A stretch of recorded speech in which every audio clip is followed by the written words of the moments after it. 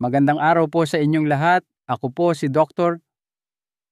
Antonio Reyes, isang doktor na maraming taon nang dalubhasa sa pangangalaga ng kalusugan ng ating mga minamahal na senior citizen.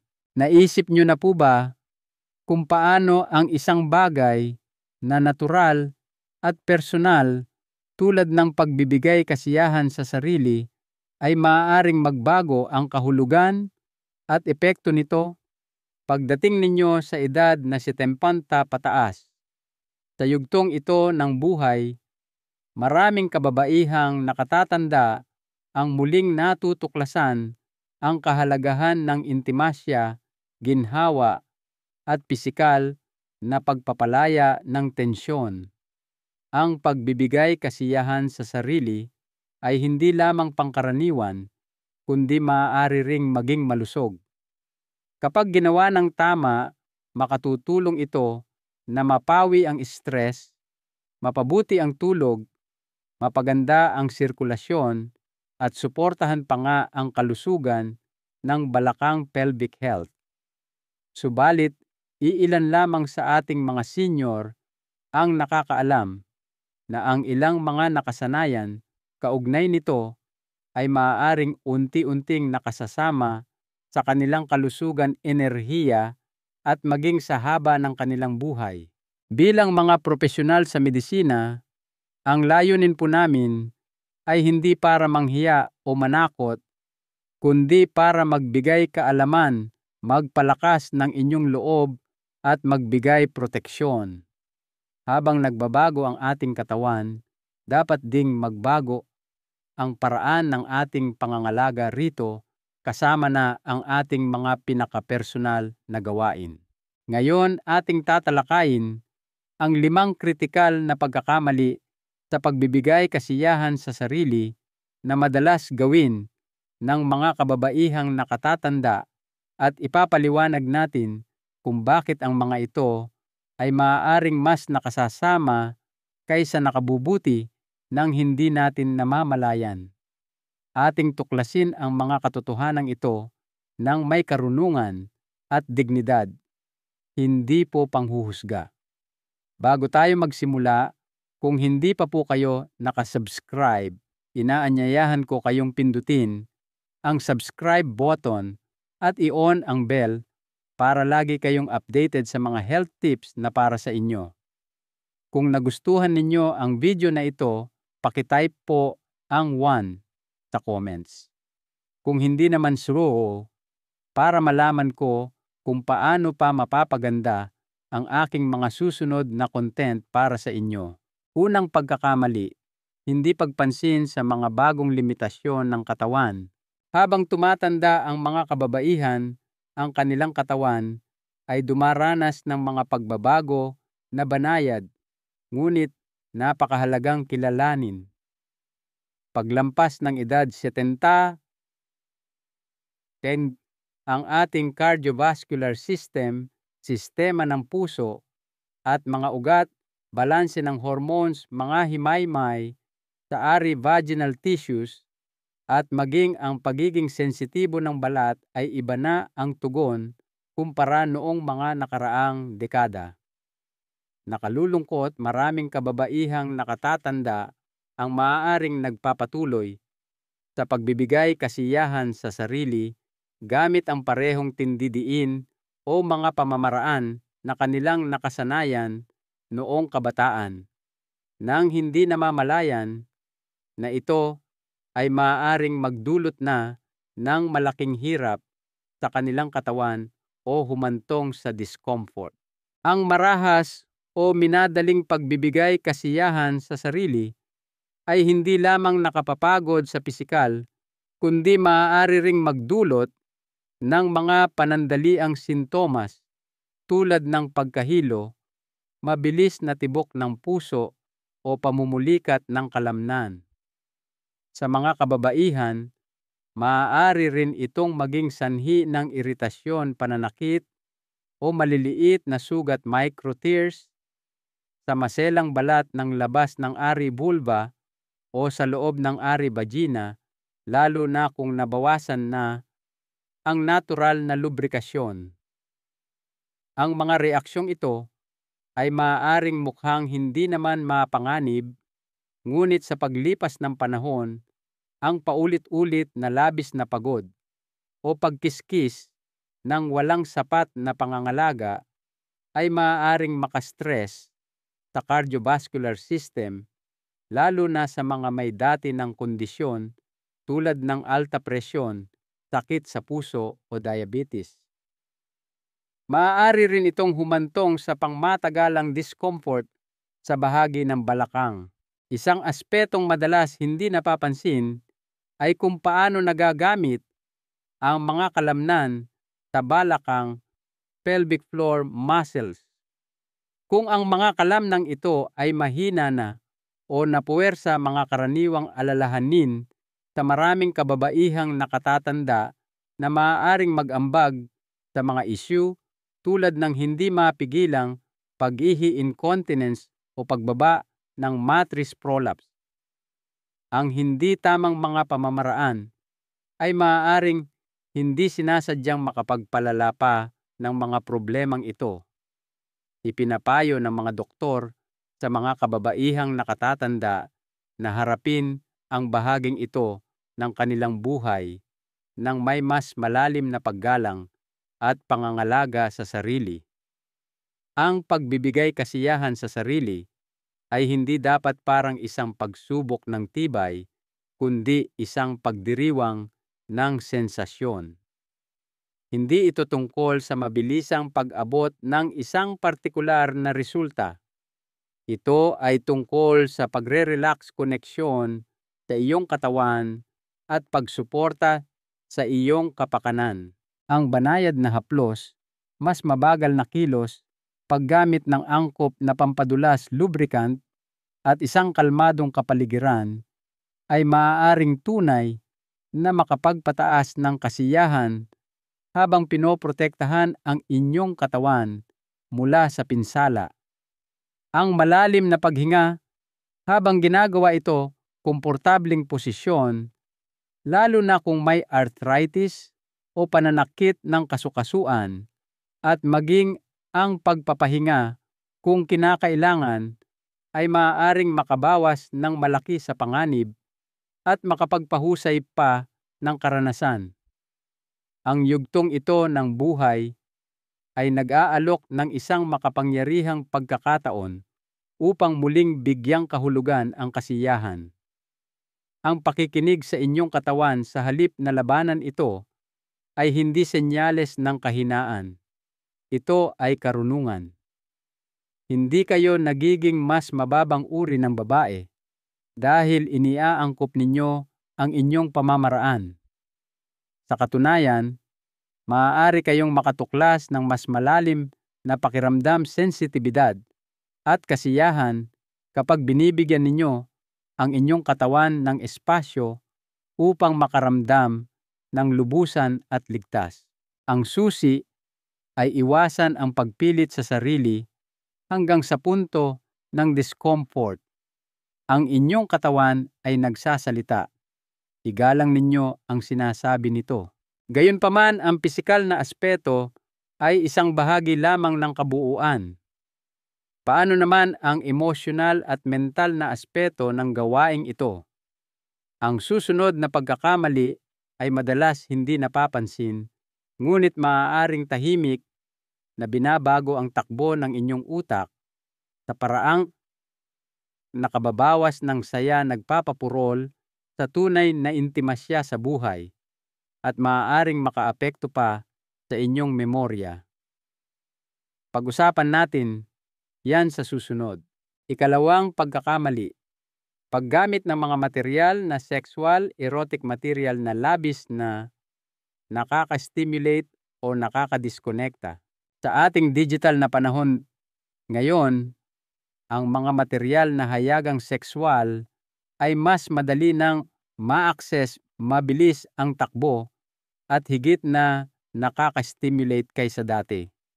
Bagamat ang kakayahang umangkop ng utak noong kabataan ay maaaring kayanin ang madalas na visual overload para sa mga kababaihang nakatatanda, lalo na sa mga lampas edad 70. Ang ganitong uri ng labis na stimulasyon ay maaaring tahimik na magsimulang hubugin muli kung paano tumutugon ang utak sa kasiyahan, intimasya, at pagkaantig ng sexual na pagnanasa. Maraming senior ang maaaring bumaling sa iba't ibang anyo ng erotika nang hindi namamalayan ang mga natatanging panganib na dulot nito sa yugtong ito ng buhay. Ang utak ng tao ay naglalabas ng dopamine, ang kemikal ng kasiyahan, bilang tugon sa sexual na stimulasyon. Ngunit kapag ang stimulasyong ito ay masyadong nauulit sa pamamagitan ng mga nilalamang labis na nakaka-stimulate, ang utak ay umaangkop. Nagsisimula itong humingi ng mas matinding stimulasyon para sa parehong antas ng kasiyahan na lumilikha ng isang siklo ng papaliit na epekto, diminishing returns. Sa paglipas ng panahon, maaari itong humantong sa isang kondisyon na kilala bilang dopamine desensitization, kung saan ang mga tunay na karanasan sa buhay tulad ng intimasya sa kapareha, makabuluhang haplos, o maging ang masayang pakikisalamuha ay hindi na nagdudulot ng parehong emosyonal na gantimpala. Ang dating nagbibigay kasiyahan ay maaaring magsimulang maramdamang walang latoy, mapurol o nakakadismaya. Para sa mga kababaihang nakatatanda, ito ay maaaring partikular na nakababahala. Habang nagbabago ang natural na antas ng hormone kasabay ng edad, ang kakayahan ng utak na pangasiwaan ang emosyonal na pagtaas at pagbaba ay nagiging mas delikado. Ang pagbaha rito ng palaging matinding artipisyal na sexual na imahe ay maaaring makagambala sa memorya, focus, at mood. Ang ilang kababaihan ay naguulat pa nga ng tumaas na pagkabalisa o pagiging iritable pagkatapos ng madalas na paggamit ng naturang material, lalo na kung ginagamit ito upang makayanan ang damdamin ng kalungkutan, pagkabagot o lungkot. Ang maaaring pakiramdam na pribado at hindi nakapipinsalang gawi ay sa katotohanan maaaring dahan-dahang sumisira sa emosyonal na katatagan at talas ng pag-iisip. Inirerekomenda ng mga doktor at mga eksperto sa kalusugang pangkaisipan na palitan ang mga material na labis na nakaka-stimulate ng mas banayad na mga alternatibo. Ang mga erotikong literatura, romantikong pelikula, audio erotika, o simpleng pagkonekta muli sa imahinasyon at personal na pantasya ay maaaring magbigay ng estimulasyon ng hindi labis na pinapasan ang reward system ng utak. Ang pagbabagong ito ay madalas na humahantong sa mas malalim, mas makabuluhang paggalugad sa sarili at binabawasan ang pagkapagod ng isip na maaaring kasunod ng labis na stimulasyon. Hindi ito tungkol sa pagsuko sa kasiyahan. Ito ay tungkol sa muling pag-angkin nito sa paraang nagpapahusay sa inyong pangkalahatang kalusugan sa halip na ubusin ito. Mayroon ding isang makapangyarihang emosyonal na suson sa pagkakamaling ito. Karamihan sa mga erotikong material, lalo na ang idinisenyo para sa mas bata o ibang demograpiko, ay bihirang sumasalamin sa mga katotohanan, pagnanasa o katawan ng mga kababaihang nakatatanda.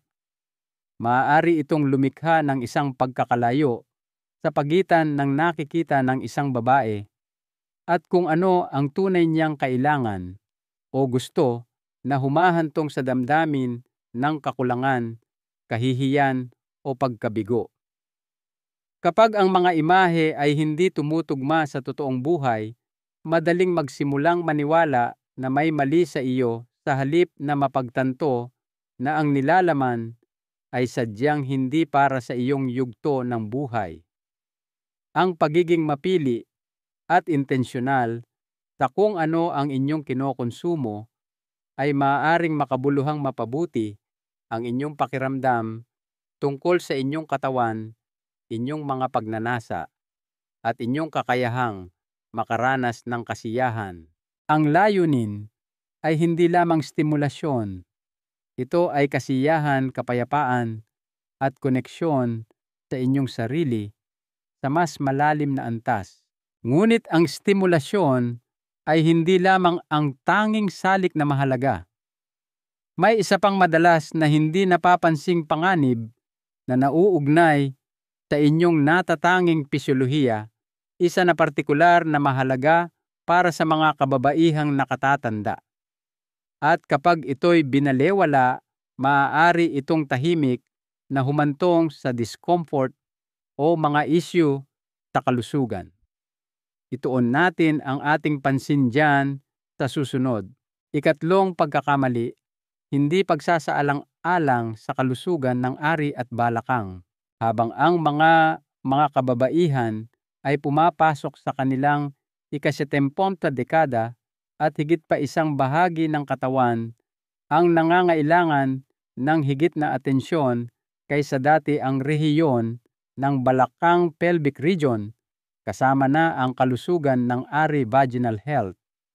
Ang mga pagbabago sa hormone na nauugnay sa menopause at pagtanda ay maaaring humantong sa tinatawag na vaginal atrophy, pagnipis panunuyo, at pamamaga ng mga dingding ng ari, pati na rin ang mga pagbabago sa labas na bahagi ng ari vulva.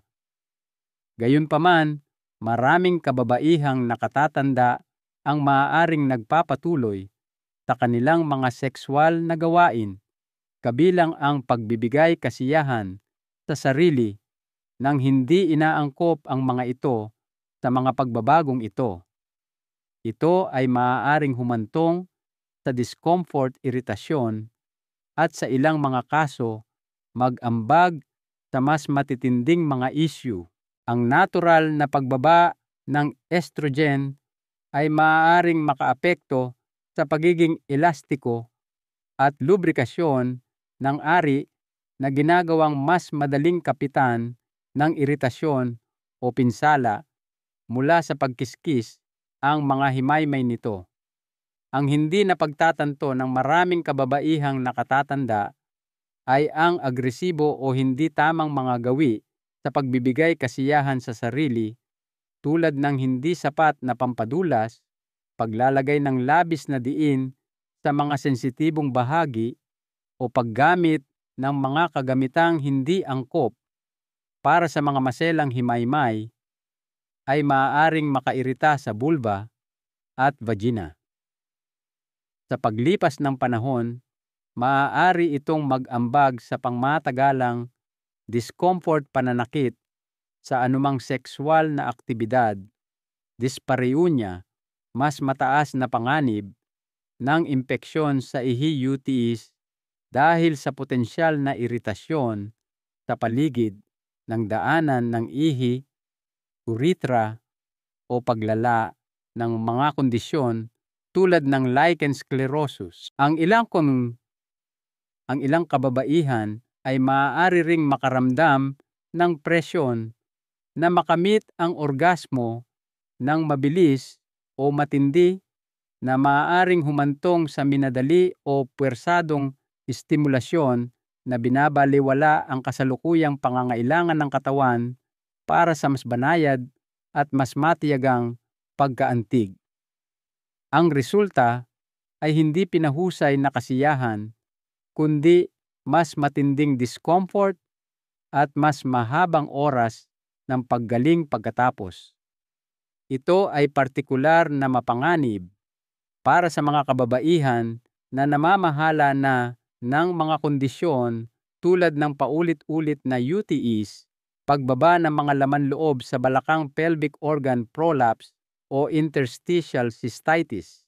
Ipinapayo ng mga profesional sa kalusugan na ang mga kababaihang nakatatanda ay dapat lapitan ang pagbibigay kasiyahan sa sarili ng may pag-iingat, pasensya at buong kamalayan sa kung ano ang nararamdaman ng kanilang katawan, hindi kung paano nila iniisip na dapat itong tumugon.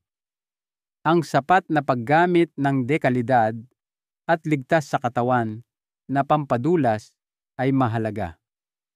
Ang banayad na haplos, paglalaan ng sapat na oras para sa pagkaantig at mga pamamaraan na hindi nagdudulot ng sakit o gasgas ay susi.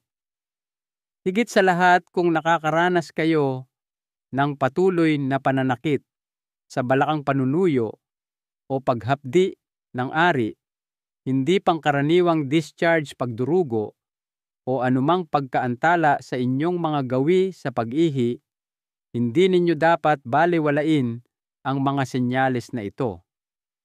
Maaaring hindi ito agarang panganib ngayon, ngunit maaaring senyales ito ng mas malalim na mga issue na tahimik na nabubuo sa paglipas ng panahon o mga kondisyon na maaaring makinabang sa payong medikal tulad ng localized estrogen therapy. Ang pagprotekta sa kalusugan ng inyong balakang ay nangangahulugan ng paggalang dito. Ang pagbibigay kasiyahan sa sarili ay maaari pa ring sumuporta sa kapakanan sa pamamagitan ng paghikayat sa sirkulasyon at pagre-relax. Ngunit dapat itong gawin ng may bagong kaisipan, isa na nakaugat sa kamalayan, kahinahunan at pangangalaga sa sarili. Ang inyong katawan ay hindi na tulad noong kayo ay 30 anyos, ngunit ito ay malakas pa rin, may kakayahan at karapat-dapat sa wastong pangangalaga. Gayunpaman, habang mas madaling matukoy ang pisikal na pinsala, ang mga emosyonal na dahilan kung bakit ipinagpapatuloy ng mga kababaihan ang ilang mga gawi ay kadalasang mas malalim pa. At ang susunod na pagkakamali ay isa na maaaring umubos hindi lamang ng lakas ng katawan, kundi pati na rin ng espiritu kung hindi matutugunan. Ating suriing mabuti iyan ngayon. Ika-4 na pagkakamali, pagbibigay kasiyahan sa sarili dahil sa kalungkutan o stress sa halip na koneksyon sa mga huling yugto ng buhay. Ang emosyonal na kapakanan ay nagiging kasing halaga ng pisikal na kalusugan kung hindi man higit pa. Para sa maraming kababaihang nakatatanda, lalo na sa mga namumuhay mag-isa, umaangkop sa mga pagbabago sa kanilang mga social circle o nakakaranas ng pagkawala ng kapareha, ang pagbibigay kasiyahan sa sarili ay maaaring maging higit pa sa isang pisikal na gawain. Maaari itong maging isang paraan upang takasan ang katahimikan, punan ang mga emosyonal na puwang o makayanan ang stress, dalamhati o damdamin ng pag-iisa. Bagamat walang masama sa paghahanap ng ginhawa sa sariling katawan, mayroong manipis na linya sa pagitan ng malusog na pangangalaga sa sarili at paggamit ng pisikal na pagpapalaya ng tensyon upang pagtakpan ang mga emosyonal na sugat. Kapag ang pagbibigay kasiyahan sa sarili ay nagiging kapalit ng emosyonal na koneksyon o paraan upang pamanhidin ang mahihirap na damdamin, madalas nitong nawawala ang layunin bilang isang masaya at nakapagpapanumbalik lakas na karanasan. Sa halip, maaari itong maging isang gawi na itinutulak ng kalungkutan, pagkabagot o pagkabalisa. Sa paglipas ng panahon, Maaari nitong pamanhirin ang emosyonal na gantimpala at humantong pa nga sa isang uri ng emosyonal na pamamanhid, kung saan ang gawain ay nagiging mekanikal sa halip na makabuluhan. Ang ilang kababaihan ay nag-uulat na mas lalo pa silang nakakaramdam ng pag-iisa o diskoneksyon pagkatapos, lalo na kapag ginagamit ito upang iwasan ang pagharap sa mahihirap na emosyon. Ang siklong ito ay maaaring tahimik na magpalalim sa damdamin ng kalungkutan na ginagawang mas mahirap na humanap ng tunay na samahan, mga bagong kaibigan o kahit na magaan na pakikisalamuha. Ang problema ay hindi ang mismong gawain. Ito ay ang motibo sa likod nito. Kapag itinutulak ng pagkabagot, pagkabigo o kalungkutan ang pagbibigay kasiyahan sa sarili, ay nagiging mas kaunti tungkol sa kasiyahan at mas marami tungkol sa pag-iwas.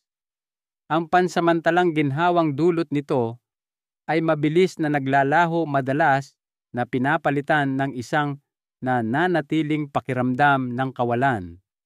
Ang emosyonal na epektong ito ay hindi sapat na napag-uusapan sa mga kababaihang nakatatanda na marami sa kanila ay lumaki sa mga henerasyon kung saan ang mga emosyonal na pangangailangan, lalo na ang sarili nila, ay hindi palaging hayagang napag-uusapan o kinikilala.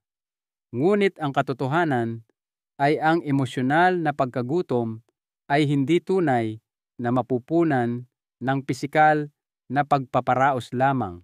Sumasang-ayon ang mga doktor at therapist kapag napansin ninyo na bumabaling kayo sa pagbibigay kasiyahan sa sarili ng mas madalas dahil sa nakasanayan o negatibong emosyon kaysa sa tunay na pagnanasa o paggalugad sa sarili, ito ay isang senyales na karapat-dapat bigyang pansin.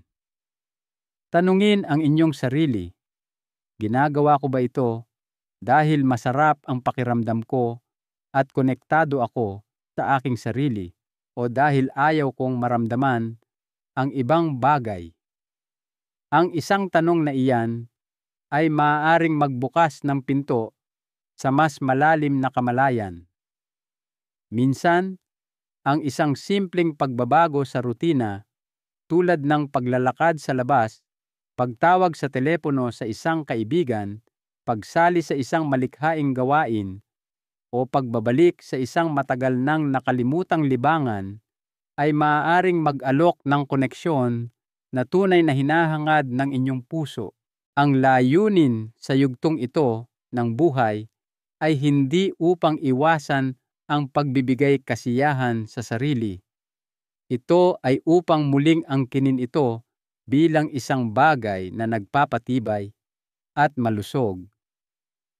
Mahalaga ang inyong emosyonal na kalusugan at gayon din ang inyong pakiramdam ng koneksyon, maging ito man ay sa iba o sa inyong sarili lamang. Huwag hayaang idikta ng kalungkutan ang inyong relasyon sa inyong sariling katawan. Ang kasiyahan, tulad ng pag-ibig, ay hindi dapat pakiramdam na isang kapalit para sa kung ano ang nawawala. Dapat itong pakiramdam na isang bagay na idinagdag sa kung ano ang buo na. Ngunit habang makapangyarihan ang mga emosyonal na motibo, may isa pang hamon na tahimik na pumapasok at nakakaapekto sa parehong isip at katawan. Hindi ito tungkol sa kung ano ang inyong nararamdaman habang ginagawa ito. Ito ay tungkol sa kung ano ang inyong inaasahan at kung paano maaaring tahimik na ninanakaw ng inyong mga pagkabalisa tungkol sa inyong nagbabagong katawan ang inyong kapayapaan.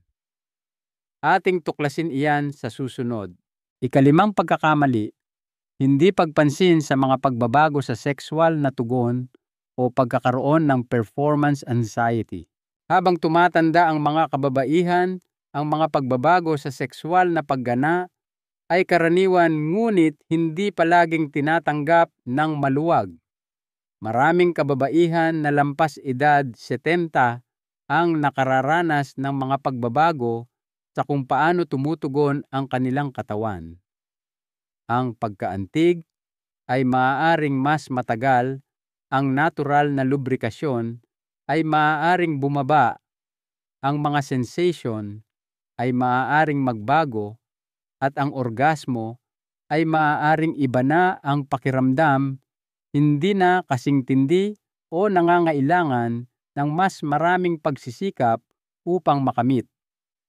Ito ay ganap na normal at madalas na nauugnay sa mga pagbabago sa hormone at sa mismong proseso ng pagtanda.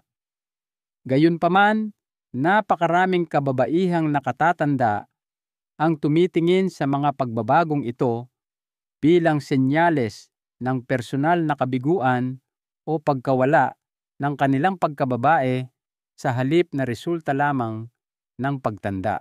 Bilang tugon, maaari silang magsimulang gumamit ng pagbibigay kasiyahan sa sarili bilang paraan upang subukan ang kanilang pagtugon o upang subukang pilitin ang isang partikular na resulta na naaalala nila noong mga nakaraang taon.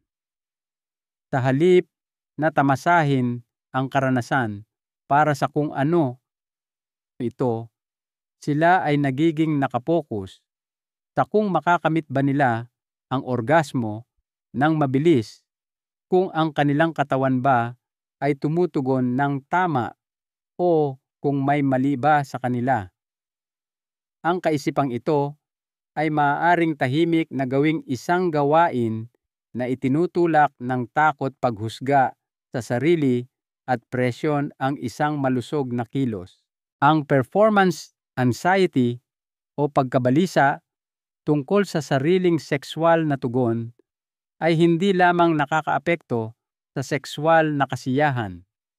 Nakakaapekto ito sa buong sistema ng nerbiyos. Kapag ang isang babae ay nagsimulang mag-alala habang nagbibigay kasiyahan sa sarili ang kanyang katawan, ay tumutugon sa pamamagitan ng paglalabas ng cortisol, ang stress hormone. Ang cortisol at ang pagkaantig ay magkalaban. Kung mas maraming pagkabalisa ang naroroon, mas nagiging mahirap para sa katawan na mag-relax at tumugon ng natural. Ang nagsisimula bilang isang maliit na alalahanin tungkol sa isang nagbabagong tugon ay maaaring mabilis na maging isang paulit-ulit na issue na lumilikha ng isang paikot-ikot na pagkabigo at disappointment na lumalalim sa paglipas ng panahon. Maraming kababaihan ang hindi namamalayan na ang siklong ito ay hindi lamang psikolohikal. Ito ay malalim ding pisikal. Ang hindi pagpansin sa mga pagbabagong ito sa sexual na tugon o pagpapahintulot na tahimik nitong idikta ang inyong emosyonal na estado ay isa sa mga pinakanakapipinsalang pattern na maaaring mahulog ang isang nakatatandang babae. Sa halip na tanggapin ang mga pagbabago at umangkop ng may biyaya at pagkahabag sa sarili, marami ang pinipiling magdusa ng tahimik, masyadong nahihiya o napapahiya na makipag-usap sa kanilang doktor o kahit na aminin ito sa kanilang sarili. Ngunit ang katotohanan ay ang mga pagbabagong ito ay hindi isang hatol sa inyong pagkababae. Ito ay simpleng biyolohiya na ginagawa ang nararapat. At ang magandang balita ay may mga paraan upang suportahan ang sexual na kalusugan at kasiyahan nang hindi nahuhulog sa kahihiyan o stress. Ang muling pagbibigay kahulugan sa pagbibigay kasiyahan sa sarili bilang isang gawa ng pangangalaga sa sarili paggalugad at kasiyahan sa halip na isang pagsubok sa pagganap ay susi. Hindi ito tungkol sa pag-abot sa isang tiyak na pamantayan. Ito ay tungkol sa kung ano ang inyong nararamdaman. Ito ay tungkol sa muling pag-angkin ng ginhawa at saya sa inyong sariling katawan nang walang paghusga. Kapag nangyari ang pagbabagong ito, nawawala ang presyon at ang katawan ay madalas na mas malayang tumutugon. At kapag may mga alalahanin na higit pa sa stress tulad ng patuloy na pananakit, makabuluhang mga pagbabago sa tugon na nakakabagabag sa inyo o matinding panunuyo, hindi kahinaan ang humingi ng tulong mula sa isang healthcare provider. Maaari nilang talakayin ang mga opsyon tulad ng mga pampadulas moisturizer o kahit na mga hormonal treatment kung naaangkop. Sa katunayan, ang paghingi ng suporta ay isa sa mga pinakamakapangyarihang bagay na maaari ninyong gawin para sa inyong kalusugan, inyong kumpiyansa, at inyong kapayapaan ng isip. Ang inyong sexual na tugon ay hindi naglalarawan sa inyo. Ang inyong presensya at pagtanggap sa sarili ang siyang mahalaga. Ang koneksyon, ginhawa at katapatan sa inyong sarili ang pinakamahalaga habang lumilipas ang mga taon. Ang inyong katawan ay maaaring tumatanda, ngunit ang inyong kakayahang makaramdam, makaranas ng saya, at maging mapayapa sa kung sino kayo ay nananatiling ganap na buhay. Ngayong natuklasan na natin ang 5 pinakakaraniwang pagkakamali sa pagbibigay kasiyahan sa sarili na ginagawa ng mga kababaihang nakatatanda, isang mahalagang tanong ang nananatili: anong mga praktikal na hakbang ang maaari ninyong gawin ngayon upang muling angkinin ang malusog, masaya at ligtas na mga sexual na gawi na tunay na sumusuporta sa inyong kapakanan? Sagutin natin yan sa susunod. Pangwakas na kaisipan, sexual na karunungan. Pagkatapos ng edad, dumarating ang panahon sa buhay kung kailan ang kasiyahan ay nagkakaroon ng mas malalim na kahulugan, hindi lamang pisikal, kundi emosyonal maging espiritual.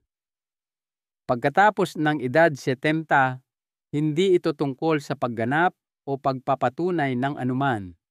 Ito ay tungkol sa pagbibigay pugay sa katawan na nagdala sa inyo hanggang dito, pakikinig sa karunungan nito at pagyakap sa haplos ng may pag-iingat, intensyon at pagkahabag sa sarili. Karapat-dapat kayo sa kalayaang ito. Karapat-dapat kayo sa kapayapaan. Ang pagbibigay kasiyahan sa sarili kapag ginabayan ng kamalayan at paggalang sa sarili ay maaari pa ring maging isang magandang bahagi ng inyong buhay, hindi minadali, hindi hinuhusgahan, kundi totoo, tapat at sa inyo lamang. Ang pagtanda ay hindi nangangahulugang pagbitiw sa intimasya sa inyong sarili. Nangangahulugan ito ng muling pagbibigay kahulugan dito ng may biyaya. Ang mga aral na ito ay nilalayong magbigay inspirasyon sa inyo na mamuhay ng lubusan at tunay.